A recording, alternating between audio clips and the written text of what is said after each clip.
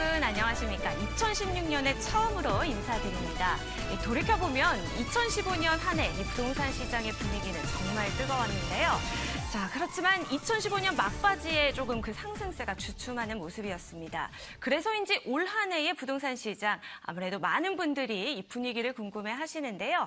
자, 2016년 부동산 시장 과연 작년만큼이나 이 뜨거운 분위기를 이어갈지 아니면 그 열기가 한풀 꺾이게 될지 오늘 이 자리에서 전문가분들 모시고 이야기 들어보도록 하겠습니다.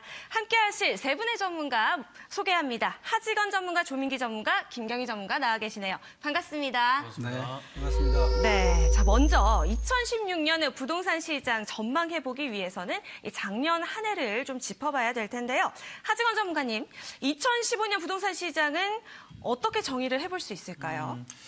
2015년 그 부동산 시장은 아주 좋았던 시기였죠. 여러 가지로 뭐 표현을 하기 좀 힘들겠지만 저는 이렇게 말씀드릴 수가 있을 것 같아요. 메르스에도 꺾이지 않는 분양 쇼였다. 이렇게 말씀드리고 싶습니다. 쇼요? 네네. 네.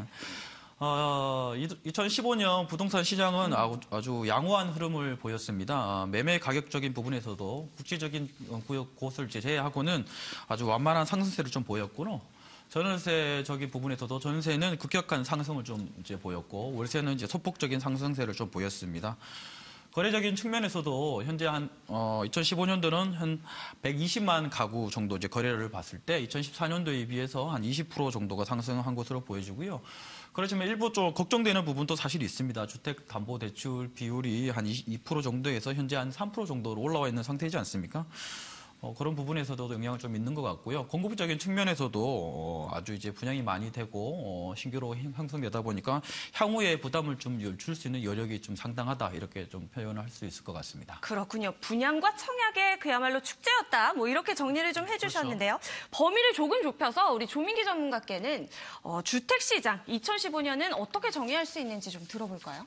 네, 뭐 아무래도 한마디로 좀 요약을 하면요. 2015년 주택시장은 상승장이었다라고 말씀을 드리겠는데요. 네. 뭐 기본적으로 이 지난해 같은 경우에는 뭐 월세 전환 상승률로 인해서 전세 대란이 좀 높다 보니까 실제 이 투자를 하시는 이 실제 거주를 하시는 실소유자분들의 주택 구매로 좀 많이 나서면서 이 매매 거래량뿐만 아니라 가격까지도 좀 상승을 했는데요. 이 국토교통부 이제 통계 자료를 좀 보게 되면 2015년 11월 달 기준으로도 벌써 110만 건의 거래량이 일단은 발생이 됐기 때문에 2014년하고 좀 대비를 하더라도 22.5% 정도가 이 상승을 했는데 이 기준 자체를 놓고 보면은 과거 한 9년 동안에 이 최고치를 달했던 아주 상당한 상승장이었다라고 말씀을 드리고요. 거기에다가 지금 이제 가격적인 부분을 하나를 더 놓게 본다 그러면 뭐 지난해 같은 경우에 강남 특히 재건축 분야의 이 3.3 제곱미터당 이 분양가가요. 4천만 원이 넘은 것은 이미 이제 알고 있는 것처럼 이 상당한 이 고분양가 논란이 있었음에도 불구하고 아파트 분양가의 가격이 상당히 상승을 했었다라는 점이 좀 특징이다라고 말씀드리겠습니다. 그렇군요. 2015년 주택시장 뭐 각종 기록 달성이 참 많았습니다. 네. 뭐 최고, 최대치 이런 말들이 각종 이슈에서 등장이 됐는데요. 자, 이번에는 수익형 부동산의 2015년의 분위기도 한번 이 정의를 김경희 전문가께 들어볼게요. 네, 같은 맥락입니다. 2015년 수익형 부동산을 한마디로 정의해서 저는 물오름이었다. 다시 말하면 수익형 부동산의 전성기였습니다. 그 대표적인 상품으로 상가와 오피스텔에 집중적으로 관심과 투자가 몰렸었는데요. 그 위례 신도시나 또 마곡 같은 경우에도 주택시장뿐만 아니라 그 상가 오피스텔의 경쟁률까지 최고치를 기록을 했었습니다. 그 대규모 택지 개발지구인 마곡지구나 또 문정도시개발지구의 상가 오피스텔의 인기는 최근까지도 이어지고 있고요. 2015년 수익형 부동산은 그야말로 완판 행진의 연속이었다라고 그런 한 해였다라고 정의하겠습니다. 뭐 세 분께서 모두 뭐 축제 분위기다, 긍정적이었다, 뭐 굉장히 좋게 이야기를 좀 해주셨는데요. 자, 그렇다면은 이제 올해 이야기를 좀 해보겠습니다. 2015년 뭐 정책적으로도 규제가 좀 많이 완화가 되는 한 해였는데 올해는 새롭게 생기거나 이 좀 강화되는 규제가 많은 걸로 이야기를 들었는데요. 하직원 전문가님, 네. 자, 올해 부동산의 규제들 어떤 것들이 달라지나요? 2015년도는 이제 정책적인 부분에서 부양의 정책이었다 이렇게 말씀을 드릴 수가 있고, 네. 2016년도는 이제 관리에 대한 이제 부분이다 이렇게 말씀을 드려볼 수가 있을 것 같습니다. 가장 큰 것이 이제 가계부채 이제 종합관리계획이 나왔지 않습니까? 그런 걸로 해서 이제 가계부채를 좀 관리를 하겠다 이렇게 생각할 수 있는 부분이 있고요. 그리고 이제 그 감면에 대한 부분이라든지 유예에 대한 부분들을 이제 종료한다 이렇게 말씀드릴 수가 있겠습니다. 네. 구체적으로 오피스텔 같은 경우는 이제 주택임대 사업용으로 취득했을 시에는 이제 취득세 감면 요건이 있었는데 이제 4.6% 정확하게도 이제 적용을 받을 수 있을 것 같고요. LTV나 이제 DTI 규제 완화도 7월달에 종료 예정 중에 있습니다. 그리고 임대소득도 2천만 원 미만에 있는 같은 경우는 비과세 유예 조건이 이제 종료되는 것으로 봤을 때, 올해 이제 부동산 시장은 이제 규제로 이제 맞춰진다고 말씀드릴 수가 있을 것 같고, 네. 그렇습니다. 이제 오피스텔 시장은 앞으로 오피스텔 시장이 좀 궁금한 편인데요. 김경희 전문가에게 좀 여쭤보고 싶은 게 있는데, 올해부터 취득세 감면이 혜택이 종료되고 이제 분양가가 상승 좀 될 여지들이 많지 않습니까? 그래서 앞으로 오피스텔 시장은 어떻게 될 것으로 될 건지 좀 궁금한 편입니다. 네. 예, 오피스텔은 그 아파트의 대체 상품이기도 하지요. 하지만 그 세금적인 부분에서는 상업용으로 분류가 되고 있고요. 또 상업지에 지어지기 때문에 대체적으로 분양가가 다소 높은 그러한 단점을 가지고 있습니다. 그렇지만 소형 오피스텔을 찾는 수요는 지속적으로 계속 늘고 있고요. 투자 상품으로서는 굉장히 매력적인 상품이 되겠습니다. 교통 여건이 좋거나 또는 공원이나 편의시설들이 잘 갖추어진 지역에 있는 그런 소형과 또 대출 규제에서 자유로운 집단 대출이 가능한 신규 분양 오피스텔 같은 경우에 소형 또 1억 미만이 투자가 가능한 그런 상품이라고 하면 앞으로 적극적으로 투자해볼 만하다라고 하겠습니다. 아무리 뭐 많이 공급이 돼도 오피스텔 다 같은 오피스텔은 아니겠죠. 잘 가려내면 뭐 투자 가치가 여전하다라고 말씀해 주셨는데요. 자, 그렇다면 올 한 해 오피스텔 시장에서 좀 눈여겨볼 만한 유망 지역 꼽아주시죠. 네, 일단은 분양가가 저렴하고요. 입지 가치가 뛰어난 지역이어야 하겠습니다. 택지 지구나 또는 신도시가 좋겠지만 오피스텔 투자에 있어서 수도권을 벗어나지는 않는 것이 좋겠습니다. 청라나 송도, 광교와 같은 기반 시설들이 잘 갖추어진 곳 위주로 해서 소형 상품에 투자하시는 것이 유리하시겠고요. 또 신규 교통 호재나 지하철 또 연결 개통되는 지역이나 또 신규 역세권이 같이 연결되는 그런 주위 지역이면 더욱 좋겠습니다. 또는 기업체나 유입 인구가 많은 지역이면 더욱 좋겠고요.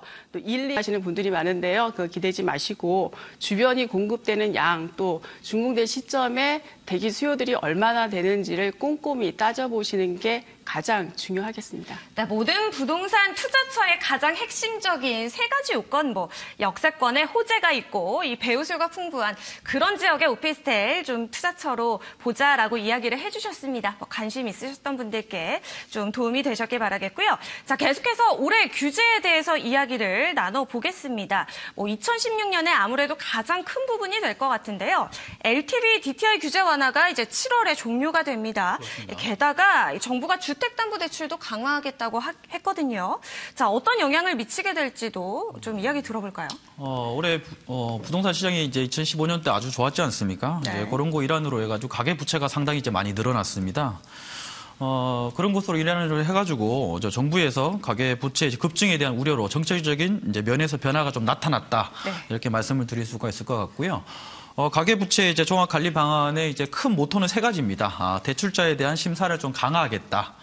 예전에는 담보대출에 대한 그 기준을 좀 봤다면 이제는 소득 기준으로 좀 바라보겠다. 이렇게 말씀을 드릴 수 있을 것 같고요. 두 번째는 가계부채 구조를 기존에 대한 것 말고 원리금 이제 분할 상환 방식으로 바꾸겠다. 이렇게 말씀드릴 수가 있을 것 같고, 세 번째로 DTI 규제를 80% 정도로 조정하겠다. 이렇게 말씀드릴 수가 있을 것 같습니다.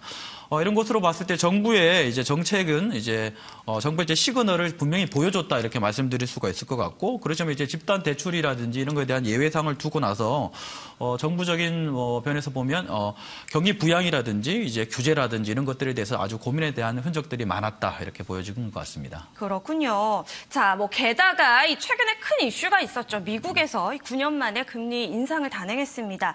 자, 우리나라에서도 이제 뭐 저금리 기조가 꽤 됐기 때문에 이제는 인상을 좀 하지 않을까 이런 불안감도 좀 감돌고 있는 상황인데요. 금리 인상은 꾸준하게 있어왔던 얘기고요. 금리 인상은 이제 가능성은 이제 점쳐지는 것처럼 이제 형성이 될 것 같습니다. 그렇지만 네. 이제 급격한 상승이나 그리고 부담은 이제 실질적으로 우리들이 이제 일반 서민들이 봤을 때 부담은 이제 적을 것으로 이렇게 판단이 듭니다. 네. 2009년도 때 이제 금융위기가 형성이 됐을 때 28개월 동안 우리나라가 2% 정도 형성이 됐다가 3.25% 내려가는데 한 28개월 정도 이제 시간이 걸렸는데요. 다시 그 기준으로 기반으로 해가지고 2% 정도 내려갈 때는 한 40개월 정도 시간이 흘렀습니다. 이런 데이터를 봤을 때도 2년 정도의 시간을 좀 바라보시기 때문에 우리가 생각하는 급격한 금리 인상이라든지 이런 영향들은 좀 미비할 것으로 이렇게 생각이 듭니다. 그렇군요. 뚜렷한 상관관계라고 하기에는 좀 무리가 있겠지만 사실 이 미국의 금리 인상 우려감 때문에 2015년 이 주택 시장이 조금 막바지에 주춤했거든요. 자, 그렇다면 내년에는 또 이제 올해는 2016년 한 해 동안 또 금리 인상 수차례 좀 진행을 할 것이다라고 이야기가 들리고 있는데요. 자, 올해 이에 대한 영향을 좀 받게 되진 않을까 싶습니다. 조민기 전문가님 어떻게 생각하시나요?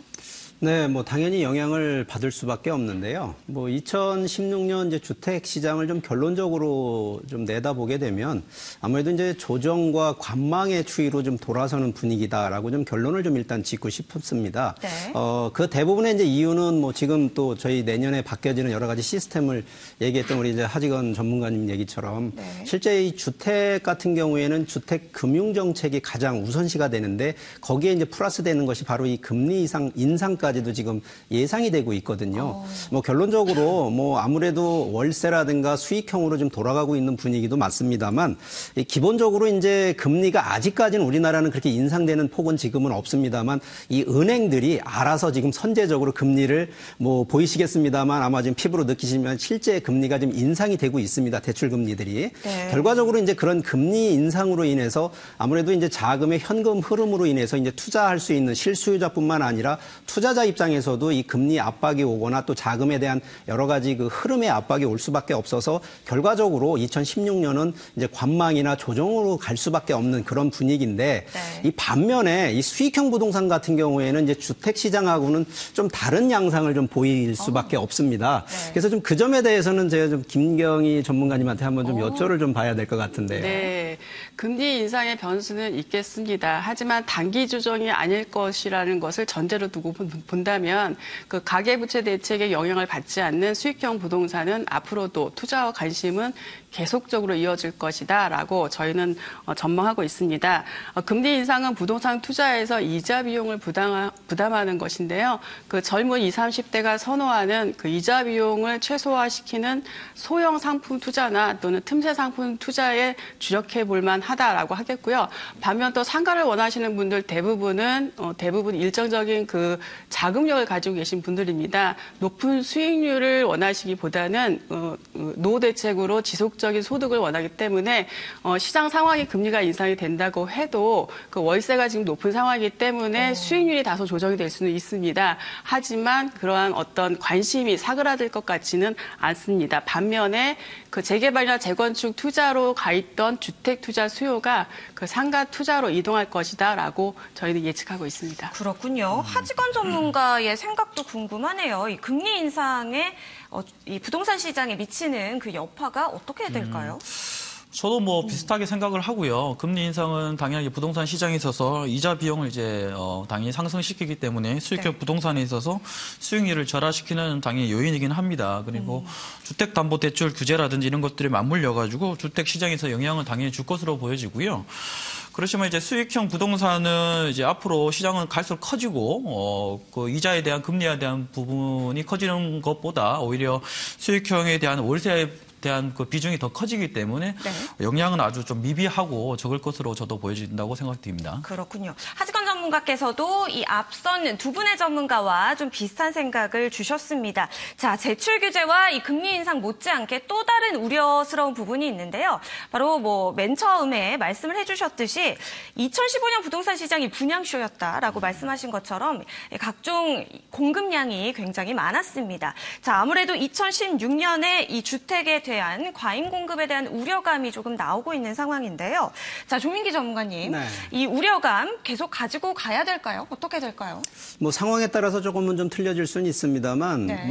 지난 2015년 기준으로 보게 되면 이제 각종 그 일반적인 부동산 규제뿐만 아니라요. 네. 이 청약 시장에서도 이 청약 규제 완화뿐만 아니라 이 호조세에 힘입어서 실제 신규로 지금 분양 물량만 놓고 봤을 때 한 50만 가구 이상이 일단 물량이 쏟아졌던 건 사실이고요. 네. 거기에 이제 국토교통부 또 자료를 보게 되면 주택 예를 들어서 아파트만 보는 것이 아니라 빌라나 다세대를 모든 것을 통틀어 본다 그래도 약 한 70만 가구 정도가 공급이 되겠다라고 보시면 되기 때문에 네. 실제 2015년에는 공급도 많았지만 실제 청약을 또 많이 하셨기 때문에 시장이 상당히 좀 이 폭발적인 반응을 했었는데 그렇죠. 이 중요한 것은 뭐냐면 과연 이제 2016년도에도 과연 그런 물량이 그대로 쏟아질 거냐라는 이제 측면인데, 네. 실제 이제 저희 그 전문가들이 보는 것은 뭐냐면 이 서울권에서 보게 되면 강남권하고 이 강북권의 재건축, 재개발의 아파트 이제 물량들이 앞으로도 또 쏟아져 나오는데 이것이 대부분 상반기에 또 물량이 공급될 예정에 있고요. 지방 같은 경우에는 일단 2015년에 상당히 상승 분위기였었다라고 하면, 지방 같은 경우에는 이제 내년, 그러니까 올해 이제 2016년 기준으로부터는 점점점 약세로 좀 들어가 설 수밖에 없는 분위기인데 이 지역적으로 좀 놓게 보게 된다 그러면 아무래도 서울의 이제 강남권 같은 재건축 분야에서는 앞으로는 더 그래도 청약률은 더 높아질 거다라는 2016년 예상치를 좀 내놓고요.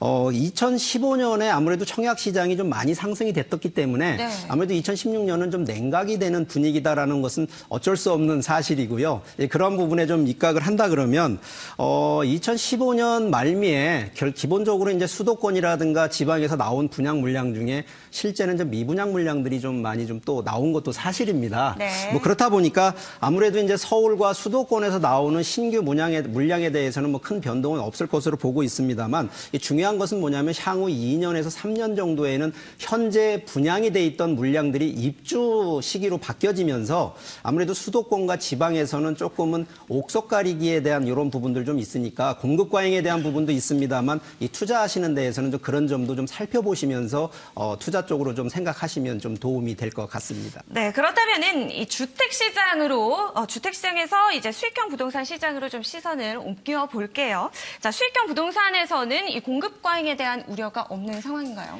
네, 2016년 수익형 부동산은 공급 과잉에도 투자 수요는 계속 이어질 전망이다라고 결론부터 말씀을 드리겠습니다. 상가 같은 경우는 특히나 단독으로 공급되는 것이 아니고요. 신도시 등 주거 지역에 공급되는 것으로 부수적으로 공급되는 기반 시설 중에 그 성격을 가지고 있습니다. 2015년 아파트 분야 물건이 많아지면서 상가도 공급이 많은 것으로 오히려 비추어지고 있는데요. 또 하나는 상가 공급이 많아진다고 해서 수익률이 떨어지는 게 아닌가 하고 우려하는 분들이 간혹들 있으십니다. 하지만 상가는 상권이라고 하는 집객력이 특성을 가지고 있습니다. 때문에 상주 인구뿐만 아니라 그 유동 인구까지 그 대상으로 하고 있기 때문에요. 공급 과잉 문제 하나만으로 그 수익률이 떨어질 것이다라고 단정 짓기에는 좀 어렵지 않나. 라고 생각하고 있습니다. 그렇군요. 자, 하지건 전문가의 생각도 궁금하네요.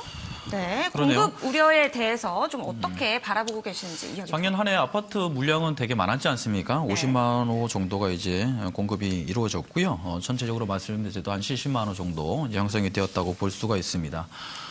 2016년은 이제 갈수록 이제 주택 정책들이 많이 바뀌고 수익형의 모양들이 많이 바뀌게 됩니다. 기본적으로 이제 소유에서 이제 주거로 이제 형태가 좀 바뀌어질 것 같고요. 전세 시장에서 월세 시장으로 좀 더 계속적으로 바뀌는 시장인 것 같고 수익형 부동산의 색깔들도 좀 많이 바뀌고 있는 것 같습니다. 예전에는 전월세 이제 주거용 주택으로 많이 형성이 됐다면 이제는 상가로 이제 재편이 많이 되는 쪽인 것 같은데요.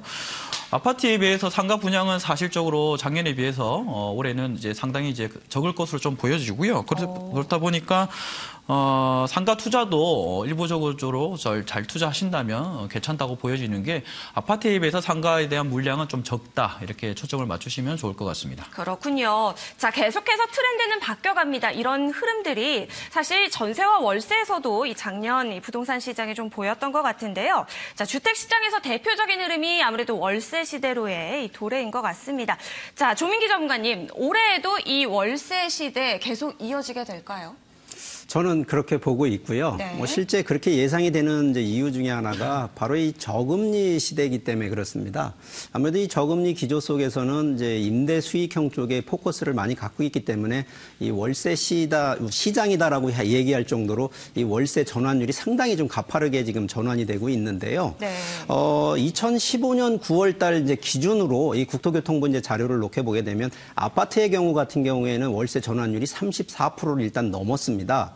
거기에 지금 서울 기준으로만 놓고 보면 이 빌라나 다세대 이 모든 주택을 통틀어서 한번 그 월세 전환율을 보니까 이미 50%가 넘어선 거로 이제 통계 자료가 나와 있는데 이 그만큼 아무래도 이 주택에 대한 부분은 실제 실거주 목적도 있지만 이제 주택에 대한 임대 수익을 목적으로 투자하신 분들 입장에서는 이 전세보다는 이제 월세로 갈 수밖에 없는 그런 상황들이 왔다라고 보는데 뭐 2016년 당연히 이제 월세 시대로 더욱 가중화될 거라고 보고 있는데 여기에 이제 한 가지 좀 반대되는 입장이 있습니다. 어떤 개념이냐면 월세로 많이 이제 전환이 된다라는 얘기는 결국은 전세 대란이 더욱더 가중된다라는 또 측면으로도 그렇죠. 봐야 되기 때문에 이것이 이제 어떻게 보면 이중적인 좀 양면성을 갖고 있습니다만 실제 거주하시는 분 입장에서는 어쩔 수 없이 내가 거주하는 부분이 좀 부족하다 보니까 결국은 전세에서 월세로 자꾸 또 전환을 하는데 중요한 것은 이제 전세 대란이라고 하는 부분은 결론적으로 이제 월세 시대로 전환하는 하나의 이 시대적인 트렌드이기 때문에 내년 2016년에도 결국은 월세가 더 많이 가중화된다라는 점은 분명히 말씀드릴 수가 있겠습니다. 그렇군요. 아무래도 뭐 전세난에 좀 네. 따라서 이러한 현상이 벌어졌다라고 이유를 한 가지를 또 들어주시긴 했는데 자 올해 보면요 아파트 신규 입주 물량이 상당히 많거든요 예정 물량이 자 그래서 좀 이런 월세로의 전환이 조금 더 둔화되진 않을까 전세난이 조금은 해소가 되지 않을까 생각이 드는데요 어떻게 보시나요? 월세는 계속적으로 늘어날 것 같아요. 이제 이거는 어떻게 보면 이제 선진국으로 가는 하나의 이제 그 방향인 거라고 보여지고요. 저금리가 이루어지면 당연히 수익형 부동산으로 눈을 돌릴 수밖에 없는 게 이제 당연한 수순이라고 보여지고요. 그리고 우리나라 역시도 이제 고령화가 되어가지 않습니까? 고령화되게 되면 이제 차후에 대한 미래에 대한 걱정들 그리고 이제 경제 흐름도 썩 좋지 못하기 때문에 이제 희망퇴직이라든지 조기퇴직 요즘에는 또 신입 사원들 역시도 이제 희망퇴직을 받는 이런 시대가 이제 돌아졌는데 네. 그런 거로 인해서 30대, 40대 예전에는 50대에 국한되어 있었다면 이 30대, 40대, 50대까지도 수익형 부동산에 대한 색깔들을 이제 많이 가지시려고 그리고 관심이 높기 때문에 이제 갈수록 월세에 대한 시장들은 좀 더 늘어날 것이고 좀 더 관심들은 더 계속될 것으로 이제 보여집니다. 그렇군요. 전세난으로 인해서 이 기인이 된 좀 뭐 각종 이런 월세 시대뿐만 아니라 제가 생각을 해보니까 이 빌라의 인기도 상당했습니다. 2015년에 네. 뭐 전세난으로 인해서 조금 됐던 현상도 있겠지만요. 자 인기가 정말 많았는데요. 자 올해도 이런 빌라의 인기 계속 이어지게 될지 궁금한데요. 조민기 전문가님 어떻게 보시나요? 네, 뭐 아무래도 과거 한 2, 3년 전부터 해서 뭐 기본적인 이제 저금리 시대에 들어오면서 또 하나는 이제 수익형 쪽으로 이제 많이 투자자의 이 트렌드가 이제 전환이 되면서 실제 임대 수익형 주택에 대한 시장이 상당히 이제 대폭적으로 많이 늘어났던 건 사실인데 그 중에서 보통은 이제 오피스텔 아니면 뭐 가까운 이제 소형 아파트 쪽으로 많이 투자가 됐다라고 볼 수가 있는데 2015년 한 해만 놓고 보더라도 빌라 쪽에 투자를 하신 그 투자자분뿐만 아니라 실제 수요자가 들어가신 그 매매 거래가 상당히 좀 높았습니다. 기본적으로요 이 빌라 같은 경우에는 이제 주택 입지이기 때문에 아무래도 이 교통 입지와 주거 입지가 아주 뛰어난 역세권 입지에 있는 빌라 같은 경우에는 뭐 지난 한 해 뭐 상당한 거래량이 좀 높았는데 앞으로도 분명히 이제 빌라라고 하는 부분이 이 건축법상에서는 이 주택의 유형들이 여러 가지가 있습니다. 뭐 기본적인 단독주택부터 해서 공동주택이라고 하는 이제 유형별로 나오는데 이 빌라 같은 경우가 이제 약간 공동주택에 이제 속하고 있는 거는 맞습니다만 네. 아파트에 비해서는 좀 보통 분들 생각하시기에 자산적 가치가 좀 떨어지지 않을까라는 생각은 있습니다만 이 과거에 이 부동산 트렌드라고 하면 투자 트렌드라고 하면 보통은 이제 시세 차익은 차익형으로 보통을 생각하셨습니다만 네. 이 최근에 이제 임대 수익형 트렌드로 바뀌어가면서 빌라도 임대 수익으로 안정적으로만 나올 수 있다 그러면 아까 좀 전에 얘기했던 이 역세권에 입지해 있는 빌라들은 2016년에도 더 빌라 시대가 아무래도 투자하는 쪽에 한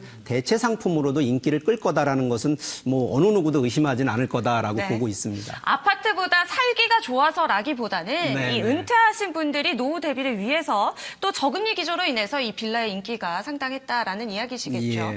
알겠습니다. 자, 그러면 올해도 이 빌라의 인기는 계속된다라고 짚어봐 주셨는데요. 자, 그러면 또 한 가지의 이야기가 있습니다. 이 주택 시장의 이 중심축이요. 이제는 강남에서 강북으로 옮겨가게 될 것이다. 이런 이야기도 있던데요. 조민기 전문가의 생각이 궁금하네요. 예, 뭐 동의하시나요? 실제 이제 그런 움직임이 보이고 있는데 네. 뭐 2015년 기준으로는 이제 거래량뿐만 아니라 가격까지 상승했다고 이제 좀 전에 말씀을 드렸는데 네. 실제 서울 강남권 같은 경우에 아파트 기준으로 3.3 제곱미터당 분양가가 4천만 원이 일단 넘은 것은 뭐 다 알고 있는 내용들인데 네. 이 강북권에서도 보게 되면 이제 마포의 경우에요. 3.3 제곱미터당 이 분양가 기준으로 보게 되더라도 약 한 2,500만 원대 정도로 지금 현재 형성이 되어 있는 게 사실이거든요. 결과적으로요. 실제 내가 들어가서 거주하시는 실수요자뿐만 아니라 투자자 입장에서 이 단기적인 뭐 매매 차익을 그런 것을 보고 투자하시는 분 말고 임대 수익을 좀 보고 들어가시는 분 입장에서는 당연히 가격이 적은 쪽으로 일단은 아무리 투자 금액이 적기 때문에 투자 수익률이 높다라는 부분이 좀 첫 번째로 아마 볼 수가 있기 때문에 강남권하고 강북권하고의 아무래도 가격 차이는 당연히 강북권 쪽으로 좀 넘어갈 수밖에 없는 이제 그러한 이 시기다라고 말씀을 드리겠고요. 네. 이게 아무래도 이제 2016년에는 이제 좀 더 발전이 분양 물량에서 특히 이제 주택 시장에서 보고 있는 것이 강남권의 재건축 물량하고 강북권의 재개발 물량하고 이 두 가지로 좀 나눠서 본다 보면 실제 2016년에도 아무래도 이 주택 시장에서는 지금 현재 기준으로도 충분히 강북권 쪽으로 움직이고 있다라는 것은 예상이 가능한 일이고요. 네. 뭐 결과적으로 투자의 원칙은 적게 들어가서 높은 수익률을 받는 거기 때문에 실제 자금이 많으신 분들은 당연히 강남권으로 가셔야 되겠습니다만 자금이 좀 적으신 분들 입장에서는 네. 강북권으로 좀 가는 것도 좀 관심을 가져도 나쁘진 않다라고 말씀드리겠습니다. 그렇군요. 지금의 이 서울의 주택시장 이 지도가 조금 크게 재편이 될 것 같긴 한데 이 하직원 전문가의 생각은 또 어떠신지 궁금하네요. 동의하시나요? 네, 크게 보면 네. 우리나라 이제 주택 시장을 보면요. 예전에는 우리 경기도 주택의 가격이 이제 그 지방의 가격대를 좀 끌어간다. 뭐 이런 얘기도 있었을 상황이었는데 최근에 한 3, 4년 기준으로 했을 때는 오히려 이제 지방이 경기도 가격을 이제 끌어간다 이런 말이 나올 정도로 요즘에 부동산 시장에 대한 흐름들은 많이 바뀌고 있습니다. 특히 재개발 그러면 또 강북에 국한되어 있고 재건축 그러면 강남이 이제 국한되어 있지 않습니까? 근데 네. 이제 올해 정도에서 아까 말씀하신 것처럼 강북권의 아파트의 추격세는 아주 뚜렷할 것으로 보여지고요. 그런 거로 인해서 재건축에 대한 것들도 그렇고 강남에서 강북권으로 이제 옮겨갈 것으로 저는 보여집니다. 말 나온 김에 재건축 재개발에 이제 어떤 상황인지 시장에 네. 대해서 좀 물어보고 싶은데요. 조민기 본부장님 어떻게 생각하십니까? 예. 뭐 실제 재건축 재개발하면 뭐 제가 일단 오늘을 이제 말씀을 드리는 건 대부분 이제 서울권 얘기를 좀 아마 국한돼서 좀 얘기를 할 수밖에 없는데 네. 실제 뭐 지방에서도 재개발 재건축이 없는 것은 아닙니다만 뭐 워낙 이제 시장의 그 흐름을 주도하고 있는 것은 서울권이기 때문에 이제 서울권 쪽으로 좀 압축해서 말씀을 드리게 되면 2016년 이제 1월 달 기준으로 앞으로 나올 이제 재건축, 재개발 물량들을 보면 약 한 6,761가구가 지금 예상이 되어 있습니다. 뭐 아무래도 이제 청약 경쟁은 뭐 강남권이라든가 강북권에서도 아주 유리한 입지에 있는 쪽으로 뭐 우세할 것이라고 보고 있는데 이 지역별로 좀 한번 놓게 되면 이제 재건축은 뭐 당연히 강남권이라고 말씀을 드리면 드립니다.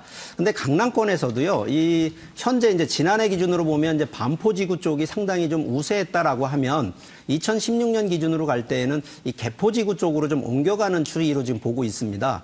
실제 지금 개포동 같은 경우에는 개포 주공 3단지부터 해서 개포 시형 아파트 단지들이 이게 이제 단지별로 보게 되면 이 1000여 세대 이상의 아주 대단지 물량들이 지금 쏟아질 예정에 있기 때문에 뭐 상당히 좀 관심을 갖고 보셔도 나쁘진 않다라고 봅니다. 두 번째는 이제 강북권을 놓게 되면 이제 강북권은 이제 재건축보다는 재개발 쪽인데 지난해부터 해서 이제 조금 전망이 됐었던 것이 이제 아현 뉴타운 쪽을 좀 많이 보셨다라고 하면 2016년에는 좀 장이 뉴타운 쪽하고 이 수색이나 증산 뉴타운 쪽으로 좀 보시면 좋긴 하겠습니다. 2015년에도 이제 장이 뉴타운 같은 경우에는 2구역이 이미 이제 분양을 해서 이제 끝났습니다만 2구역보다는 조금 더 이제 브랜드라든가 입지 가치가 조금 더 높은 아무래도 이제 1구역하고 5구역에서 또 물량이 좀 쏟아져 나올 예정에 있기 때문에 뭐 앞으로도 뭐 이 입지 경쟁도 중요하고 이 청약 경쟁도 중요합니다만 좀 전에 얘기했던 강남권과 강북권에 이 들어가는 이 투자의 포인트를 좀 다르게 잡으셔야 된다라는 것을 좀 염두에 두시고요. 가능하다 그러면 이제 재건축 재개발에 대한 부분은 여러 가지 이 사업적인 그 절차들이 있다 보니까 실제 그 절차의 흐름에 따라서 이 투자 시기를 또 고려를 하셔야 된다는 점도 좀 염두에 두신다 그러면 좀 안정적이면서도 수익률이 높은 이러한 쪽으로 좀 투자가 가능하지 않나라고 좀 말씀드리겠습니다. 그러니까 단편적으로 얘기해서 강북으로 돈이 쏠리게 된다기보다는 예전보다는 이 강북권에 아무래도 이 재개발 쪽으로 이 투자금이 좀 몰리게 될 것이다라는 이야기를 해주셨는데요. 자, 그러니까 좀 이야기를 들어보니까 생각이 났던 또 한 가지 이슈가 이 작년에 이 강남권의 재건축 단지의 그 분양 물건이 굉장히 고분양가가 좀 평당 4천만 원이 넘었죠. 좀 논란이 됐었는데요. 자, 이러한 흐름은 이 올해 좀 어떻게 흘러가게 될까요? 계속해서 이 분양가가 높게 이어지게 될까요? 처음에 이제 제가 2016년 주택 시장에 대해서 조금 이제 전망에 대한 부분을 좀 언급을 했듯이요. 일단 내년에는 이제 조정으로 좀 넘어가는 분위기입니다. 그래서 가격이 더 상승이 된다라기보다는 약간의 이제 출렁이는 이런 조정장으로 좀 갈 수밖에 없어서 가격 상승세가 계속 이어가지는 않을 겁니다만 장기적인 컨셉에서 놓고 봤을 때 2016년 1년을 기준으로 놓고 보는 것이 아니라 보통 주택 시장은요 5년 정도의 긴 시간을 가지고 움직이는 것을 보셔야 되기 때문에 2016년 단 1년을 놓고 올라간다 떨어진다라고 좀 판단하기에는 좀 문제가 있다라는 말씀을 드리겠고요. 기본적으로 이제 강남권 자체의 입지를 좀 놓고 보게 되면 향후에 어쨌든 들어가는 여러 가지 호재에 대한 부분이 강북권이나 수도권, 지방보다는 아직은 더 우수하기 때문에 충분히 가격 상승 여력은 있다라고 말씀을 드리겠습니다. 그렇군요. 자, 그러면은 조금 다른 이야기긴 하지만 강북권의 재개발 단지의 이 분양 가격은 좀 상승세를 보일까요? 어떻게 보시나요? 네, 당연히 상승세를 보일 것 같고요. 네. 최근에 이제 올해 2015년도 그 분양가 그러면 제일 먼저 나왔던 것들이 부산 LCT가 7,500만 원 정도 형성이 됐지 않습니까? 이제 그러다 보니까 서울의 이제 중심인 이제 강남이라든지 이런 것들도 분양가는 이제 4천만 원 이상 형성이 됐던 것 같고 네. 강북권 역시도 거기에 맞물려서 가격대가 쭉 올라갈 것 같아요. 이제 2015년도 기준으로 좀 바라보게 되면은 서울시 내에 가장 비쌌던 곳이라든지 가장 적었던 금액의 땅값이 제일 작았던 금천구라든지 구로구 이런 형성되려 봤을 때 그 갭들이 점차 이제 줄어드는 이제 국면으로 보였던 것으로 봐서 2016년도 이제 재건축이라든지 재개발에 대한 가격대는 계속적으로 오를 것이다 이렇게 상승할 것이라고 말씀드릴 수 있을 것 같습니다. 그렇군요. 저희 뜨겁게 이제 재편되는 주택 시장에 대한 이야기를 좀 나눠봤는데요. 자, 상가야말로 이 상권이야말로 살아 움직이잖아요. 김경희 전문가님, 특히 신도시의 스트리트형 상가가 이 작년에 굉장한 인기를 끌었거든요. 자, 올해 분위기는 좀 어떻게 흘러가게 될 것으로 보시나요? 네, 일단 상가는 상권이 가장 중요합니다. 기존에 있는 구도심 상권 같은 경우에는 상권 형성의 부침이 굉장히 심하죠. 그에 비해서 신도시 상권 같은 경우에는 상업지라는 용도 지역을 정해놓고 분양을 하기 때문에요. 거주지가 입주하면은 그 입주하는 거에 따라서 상권 형성이 아주 용이하게 형성되는 그런 장점을 가지고 있습니다. 때문에 지난해에도 신도시에 있는 스트리트형 상가들이 굉장히 인기를 끌었었는데요. 그 대표적인 것이 그 송도 커널워크나 또 판교 에비뉴 플라 등을 들 수 있겠는데 네. 이제 판교 에비뉴 플라 같은 경우에는 자체적인 테마는 굉장히 좋았습니다. 근데 주변에 있는 그 신세계 백화점이 오픈을 하면서 사실상 상권이 조금 희미해지긴 약해지는 것은 사실이고요. 이렇게 본다고 하면은 주변 상권과의 조화가 아주 굉장히 중요하다라고 하겠습니다. 2016년도에 때문에 2016년도에는 스트리트 상가 경우에는 그 주변과 어울릴 수 있는 테마가 있는 그러한 상권이면 굉장히 좋겠다라고 보여지고 있고요. 그런 면에서는 2016년에 관광 특구 지역을 좀 노려보실 만하다라고 하겠습니다. 예를 들면 광교 호수공원 상가라든가 아니면 일산 호수공원에 근처한 그 한류 테마파크에 들어서게 되는 스트리트형 상가 등을 추천할 만하다라고 하겠습니다. 네, 뭐 방금 아주 살짝 언급을 해주시긴 했지만 이 작년 한 해에는 신흥 상권들 굉장히 강세였거든요. 뭐 이태원의 경리단길이나 이 연남동 센트럴파크 뭐 이렇게 좀 신흥 상권이 굉장히 많이 생겨났는데 자 올해도 이렇게 새롭게 떠오르는 이 상권들이 좀 있을까요? 어떻게 네, 보세요? 경리단길이나 연남 센트럴파크 같은 경우에는 지역적인 테마와 함께 스트리트 상권이 어우러져서 그야말로 365일 찾아오는 상권의 대표적인 그러한 케이스가 되겠습니다. 단순한 상권을 넘어서 지역적인 자치차제에 적극적인 호응을 입어서 발전된 그러한 그 물건 결과라고 할 수 있겠고요. 2016년에도 이러한 테마가 있는 그러한 상권의 인기는 계속 지속될 것으로 보여지고 있습니다. 하지만 단기간 임대료가 굉장히 많이 올라서 기존에 있는 상인들의 이탈이 그렇게 우려가 되고 있습니다.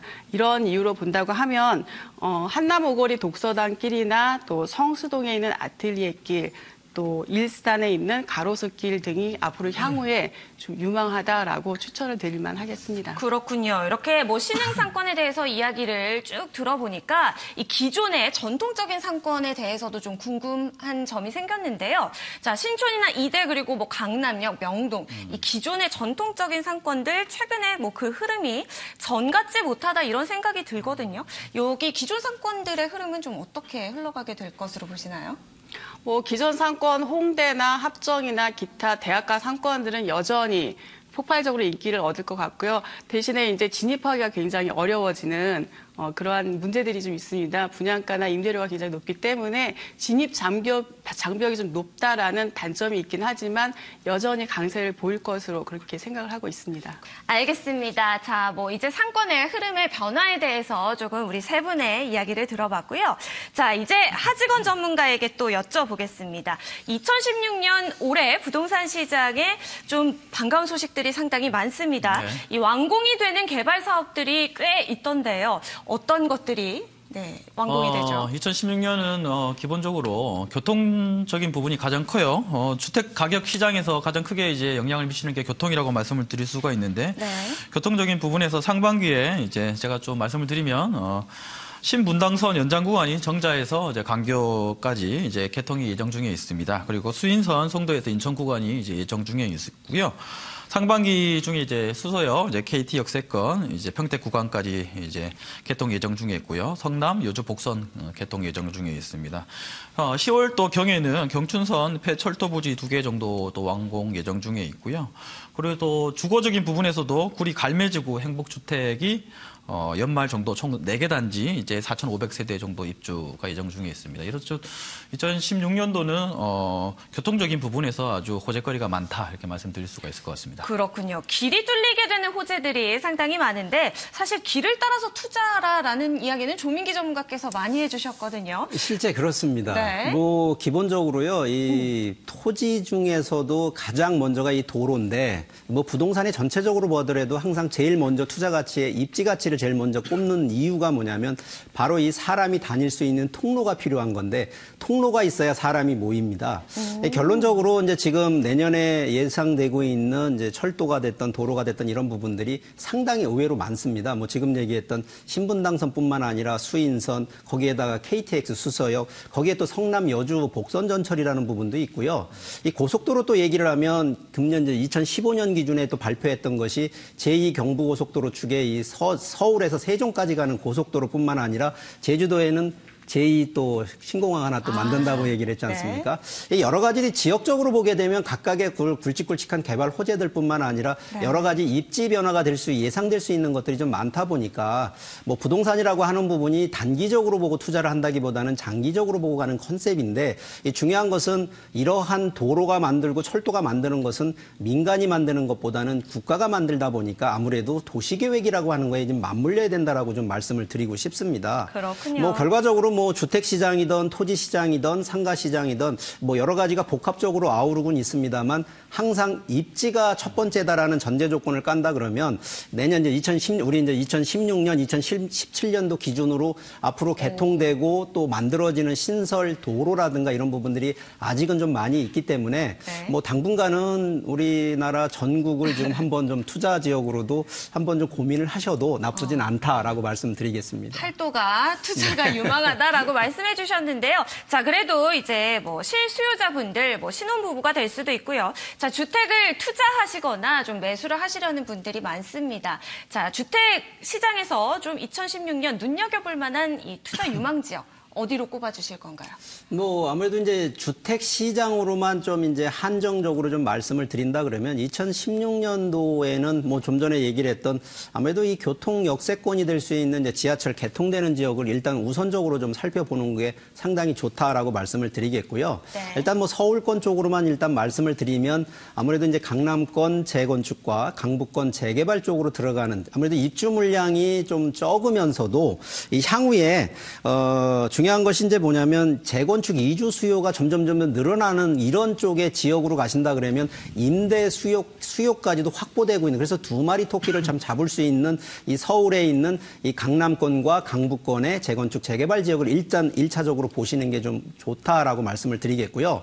이 두 번째는 최근에 이제 도시개발을 만들다 보면은 도시 자체가 베드타운 그러니까 결국은 잠을 자러 들어가는 도시가 만들어지는 것도 있습니다만 최근에는 이 복합시설이라 그래서 업무, 주거, 상업, 문화, 유통 이 복합적으로 들어가는 도시개발로 들어가는 지역들이 있습니다. 이제 그 예가 하나는 아직까지 서울권에서는 이제 용산 지역 쪽하고 영등포 지역하고 마곡 지역, 특히나 이제 송파 쪽에는 이 문정지구 쪽이라고 하는 이제 아직은 좀 그렇게 굵직굵직하다는 얘기를 좀 드리기는 어렵습니다만 기존에 그냥 잠만 들어가는 아파트 단지만 있는 것보다는 이 복합으로 들어가 있는 복합 개발지구 쪽에 이 투자를 하시는 특히 주택 쪽으로 좀 투자를 하시는 지역이 좀 유망하다라는 점을 말씀을 드리겠고요.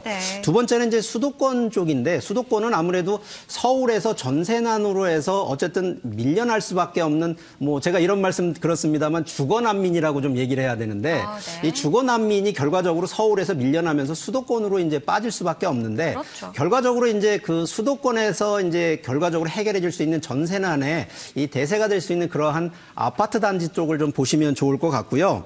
거기에 가장 이제 포인트를 두 가지를 보셔야 되는 것이 하나는 서울과의 접근성을 좀 보셔야 되고요. 두 번째는 좀 전에 얘기했던 잠만 자러 들어가는 것이 아니라 해당 그 도시에 기업이 좀 진입이 되는 이 기업 자체가 입주가 되고 있는 지역이다라고 하면 뭐 최근에도 뭐 아시는 것처럼 이 동탄 2기 신도시부터 해서 뭐 또 광교 신도시 또 하남 미사 조금 더 내려간다 그러면 아무래도 이제 평택 신도시까지도 좀 바라본다 그러면 아무래도 좀 좋은 투자 지역이 아닐까라고 좀 예상을 해봅니다. 그렇군요. 자, 지역을 좀 꼽아주셨는데요. 하지건 전문가께서도 지금 2016년 주택시장 뭐 유망 지역을 좀 생각해 두신 곳이 있으신가요? 저도 뭐 상당히 이제 비슷한 면이 많은데요. 저는 서울권이라 그러면 송파, 용산은 뭐 대대적으로 원래 그랬던 부분이 좀 있고요. 그렇지만 용산은 같은 경우는 2017년도에 이제 미군 기지가 이전하지 않습니까? 용산은 2017년도 중심으로 해가지고 많이 이제 움직일 것 같아서 원래 유명한 지역이라고 말씀드렸던 것 같고, 저는 송파와 이제 금천구 이렇게 말씀을 드릴 수가 있을 것 같아요. 이제 왜냐하면 송파 구역 같은 경우는 개발 계획들이 상당히 많습니다. 2030 뭐 서울 이제 플랜의 도시 기본 계획에서도 그렇고 송파 지역 같은 경우는 국제교류문화 복합지구 사업부터 마이스 사업, 뭐 그 일대의 재건축 사업, 뭐 이런 식으로 제2 롯데월드 이제까지도 영향을 좀 줄 것으로 봐서 송파구가 아주 상당히 유망할 것으로 보여지고요. 그다음에 이제 금천구는 서울권에서 아까 말씀드렸다시피 이제 가격 차이가 상당히 많이 났었는데 최근에 많이 좁혀지고 있습니다. 특히 금천구가 상당히 최근에 한 10년 정도로 했을 때 아파트가 상당히 이제 신규로 지어지는 아파트들이 별로 없었고요. 올해 이제 해가지고 롯데캐슬이 이제 금천구에 형성이 됩니다. 그리고 이제 금천구 내에서는 아주 오랜 수건 사업 중에 하나였던 이제 공군부대 이전이라든지 뭐 네. 그게 이제 그 전과자들 있는 이제 감옥소 부분도 이제 이전을 하는 부분들이 또 있습니다. 그런 걸로 일하는 으로 해가지고 금천구는 상당히 이제 호재거리가 풍부하다 이렇게 말씀드릴 수가 있을 것 같고요. 그리고 전국적으로 봤을 때는 제주도가 유망할 것 같습니다. 제 이제 공항이 형성되고 나서부터 또 한 번 이제 술렁거리지 않습니까? 이제 그런 것으로 봤을 때.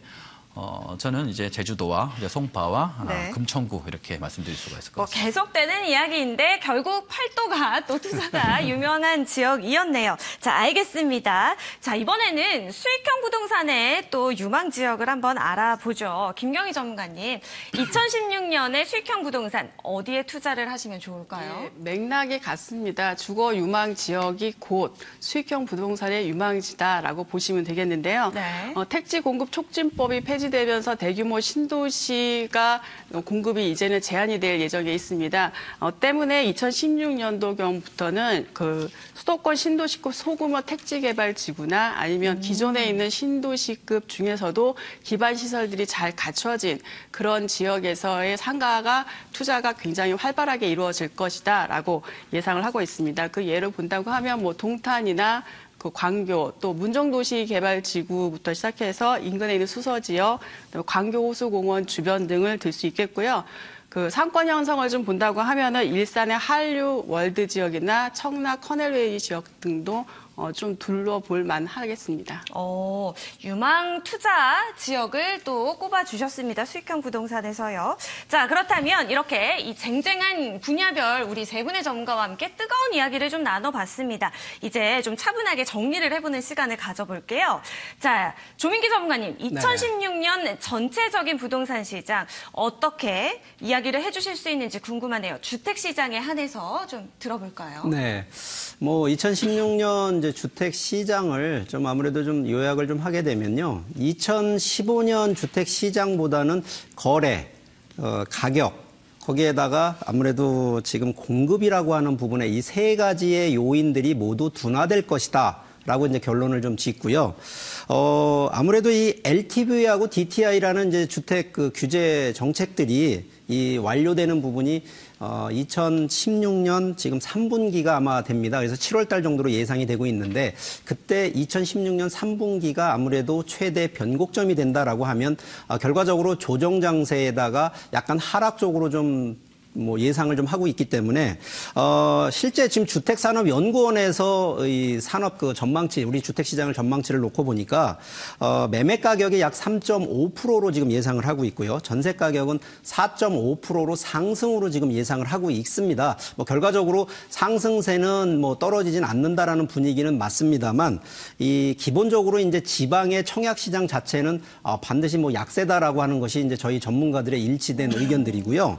근데 하지만 이제 서울 같은 경우에는 이제 재개발, 재건축 같은 경우에는 아직까지는 이제 2016년에도 분양 청약 열기는 아직은 더 강하게 좀 뜨거울 것 같은 예정을 합니다만 뭐 기본적으로 이제 아까 말씀을 드렸던 청약을 하던 투자를 하던 기본적으로 이제 옥석 가리기를 좀 반드시 하여야 할 그 시기라는 점만 좀 이해를 하신다 그러면 뭐 좀 더 이 투자하시는 데는 좀 신중을 기해야 된다라고 말씀드리겠습니다. 그렇군요. 어떻게 보면은 2016년 주택 시장 좀 투자를 원하신다면 전문가분들의 또 도움이 조금은 더 필요해 보이는 그런 한 해가 될 것 같습니다. 자, 그러면은 이제 수익형 부동산의 올 한 해 2016년에 이 시장은 어떻게 될지 전망을 들어보죠. 김경희 전문가님. 네, 수도권 월세 시장이 화랑을 띠고 있고요. 또 월세 전환율이 급격히 늘어나고 있습니다.